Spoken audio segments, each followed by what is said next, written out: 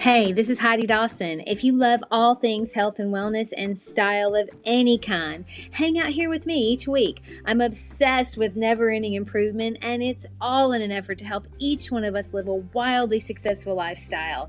Subscribe today so you don't miss a thing.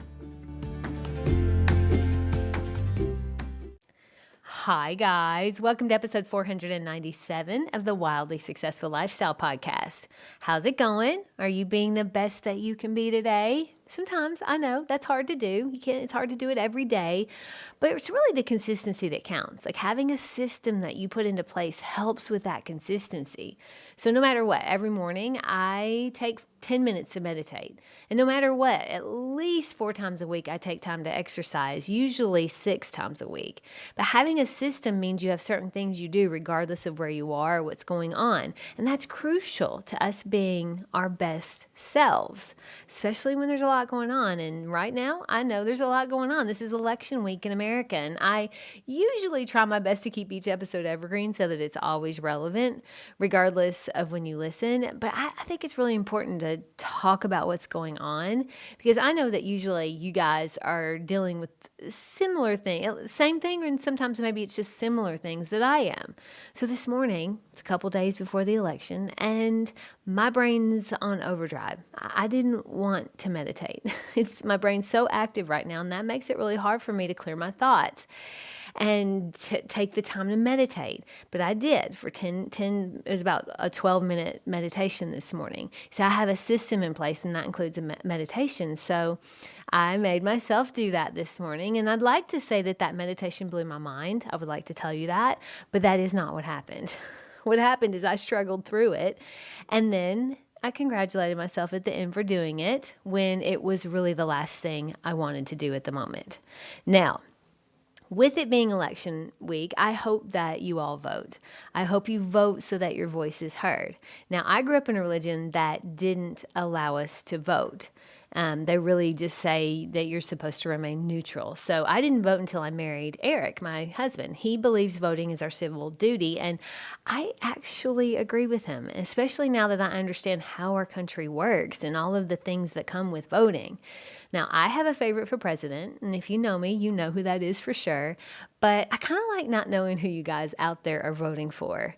I think we have gotten a little crazy with the idea that we can't be friends if you vote for a different way. I have friends who vote differently than me, and that's okay. Now, it's easier to hang out with friends that think just like me. I mean, it is, but there's also no growth there. And it's kind of shallow if you only want to be surrounded by people who think exactly like you do. Trust me, I have that fight too. I mean, it is always easier to be around people that just think like you. I was listening to a speaker recently debating a student on a college campus, and he very eloquently said, "So my whole reason for being here is to find common ground with you. So let's find that first, and then we can debate some of our differences from a friendly position." And I think what's happened is that we just have forgotten that we have a lot in common. And for most of us, a lot more in common than not. Now, there are those on both sides that are radical, and I think I speak for a majority of Americans when I say that the most radical on both sides are pretty small minority groups. They're just little groups. They're just loud. Now, I think most of us respect common sense and want America to thrive. We just differ on how to get there, and that's why healthy debate is crucial. The way to combat misinformation is more debate. It's more talking, not censoring. I mean, if you feel strongly about something, convince me. Don't gaslight me. The more people understand your position, the more they might see why they should agree or disagree with you. And that's healthy because the majority of people just want for their family to be able to thrive. So if someone is saying, hey, we should control the information, or they can't sit for an unscripted interview to really see who they truly are without a teleprompter, then you kind of have to be skeptical, because if their policies are so incredible for the country, then they should be shouting those from the rooftops. They should be out everywhere telling us exactly what those policies are and why they'll be great for Americans. Truth is where the light is, and being able to shine a light in every corner of a candidate's policy is the only way for us to decide which one is best for our country. In our day-to-day lives, we're accountable for our decisions. We have to deal with the consequences with our decisions. The same should be true of the person who wants to run our country. There has to be accountability and transparency. Now, there's a lot of rhetoric on both sides about what might happen on November 5th.